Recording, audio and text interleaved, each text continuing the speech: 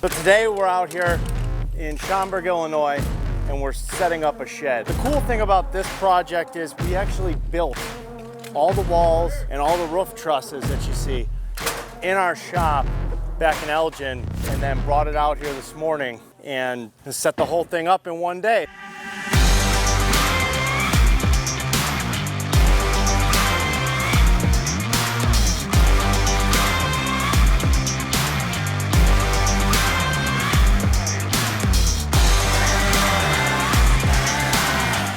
These trusses can be rather complicated, but when you build them on a jig inside of a shop, it makes it a lot easier.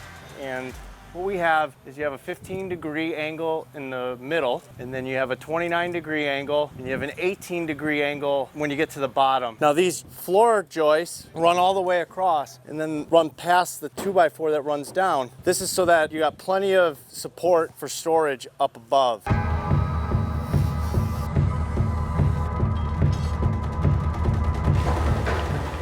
One of the ways to make this process go a lot faster is you actually want to sheath the outside trusses when they're on the floor. It makes it a little heavier, but when it comes to cutting all these complex angles and things like that, it's so much faster to just glue the piece, lay it down, snap your lines and cut it, as opposed to trying to hold these pieces up after the gables are up. So that's what we've gone and done. We've skinned these two trusses, the one on the front and the one on the back.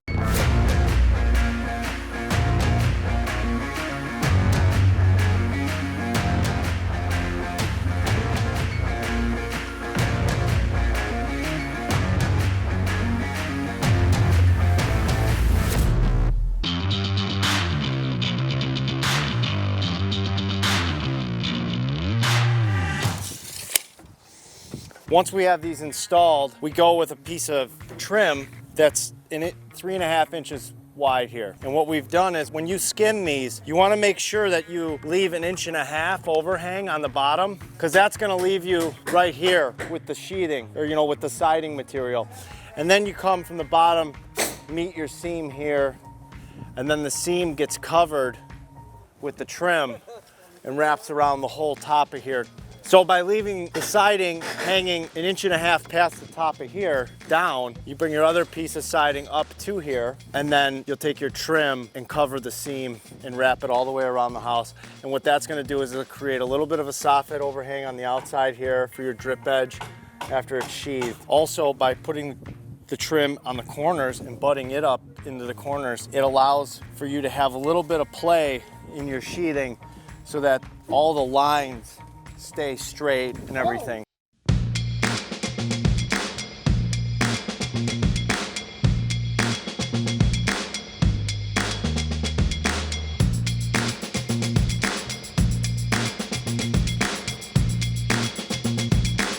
On the inside here, we went with a concrete pad. You don't always have to use concrete. You can do like a wood floor. We always put 1.5 inch curb at least up the side of concrete before our wall plate. What that's going to allow for is any gasoline or anything from lawn equipment, oil that's going to seep out of that equipment, we want to make sure we keep that inside the shed and not onto the grass. One of the things that this curb really helps with a lot is it helps keep the water out. Creates a nice barrier that's higher than the grade outside, so we can guarantee that no water is going to come into the shed. You want to make sure you use green board on the bottom plate. The shed's going to last a very long time. A lot of times you can use a foam or a sill seal underneath there and use regular lumber. You're just not guaranteed that the shed is going to last as long as it will by using green board on the bottom. A couple of things to keep in mind when you're doing these trusses. You want to make a jig. And what I mean by that is you take a piece of plywood and you cut some strips of wood, and the angles that you want to use for the two strips that meet on the outside and the two strips that meet on the inside, that inside angle needs to be exactly the same, but it also needs to be the same exact angle that you're cutting all your other trusses at. So for these trusses, we actually have an 18-degree angle here, we have a 29-degree angle in the middle, and we have a 15-degree angle in the center. We went with a 12-foot wide span.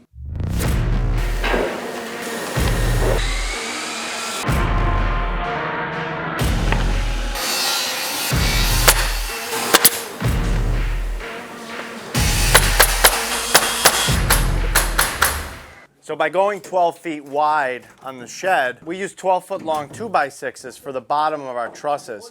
You could use 2x4s, but if you ever wanted to set anything up here, it'd really be better with this kind of span to use a 2x6, just to make sure that you have plenty of strength.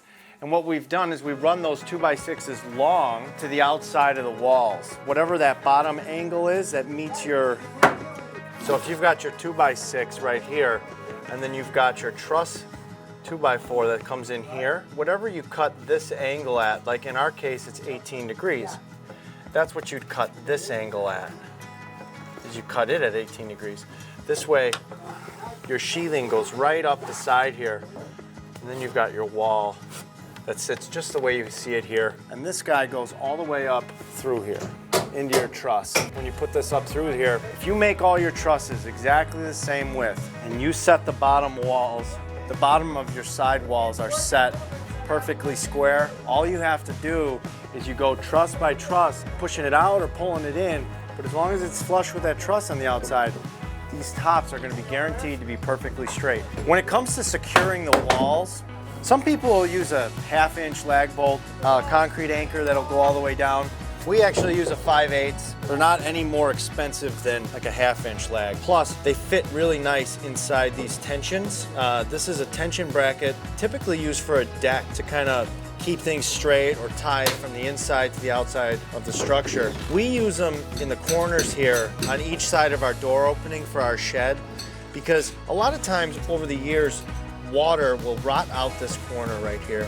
And no matter what you do, it's just tough to keep this 10, 15 years from now. This will start to get weak. But by putting this bolt in here and having these fasteners here, it's going to ensure that this doorway stays nice and straight. So your hinges for your door and everything like that is going to stay nice and strong, and you're not going to have to worry about one day trying to get the door open and it's jammed because this failed on you.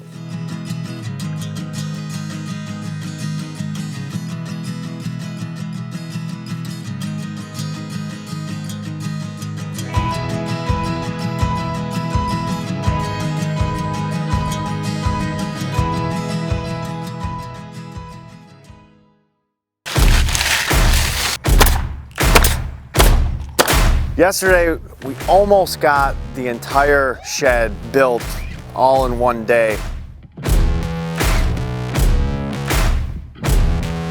But one thing about it becoming winter outside is it gets dark at 4:30. So we weren't able to get the shingles on yesterday. So today, me and Joe had to put all of the exterior soffit flashing and ice and water shield and put all the shingles on the roof.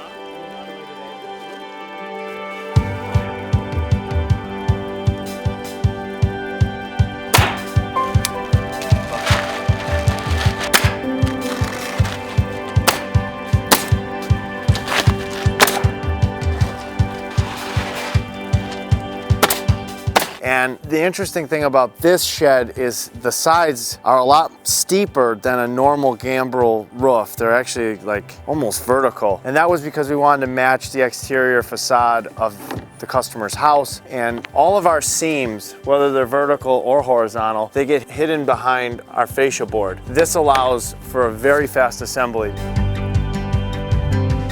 A lot of times, you're gonna try to be straight with your pieces as you go top to bottom, but what I recommend is measure your long point on this side and then go measure your long point on the other side and split the difference or figure out something that's a happy medium, and then set your height on your tallest side and then let it run off. And you'll probably end up with a little gap maybe, because as the roof meets the side, you try to make it as perfect as possible, but over 16 feet, you might end up with a little gap here. Cool thing is then when you come back with your trim, you pull a line across the top really tight, wherever your highest point is, and then you see the string, you can move this trim up and down, make it perfectly straight. And then your bottoms, all end up perfectly straight, because what we do is we rack this first one and then we level it, make sure these lines are up and down perfect, and then we just start to set our bottom height by the first panel, and that way everything comes out really straight, and it's a really fast way to do it, and it makes really short work of it. On a gambrel roof, it's really tricky when you come up over the next corner. Some people like to kind of fold the shingle and then nail the face of it. What we like to do is we'll take another piece of a drip edge material or a gutter edge.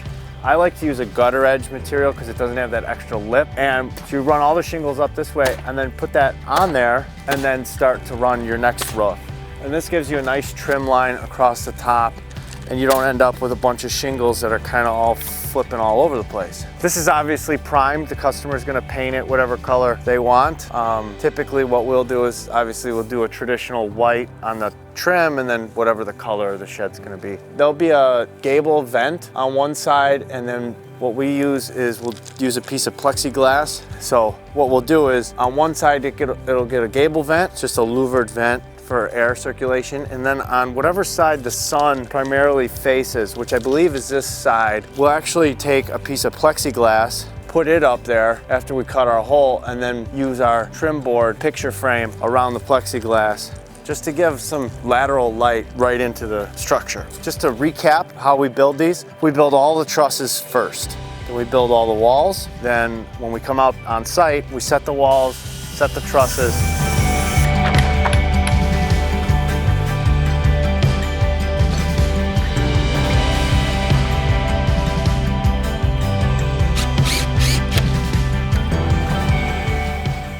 Any questions, leave them in the comments below. Be happy to answer them. And if you haven't liked or subscribed, do that. And we'll see you on the next video.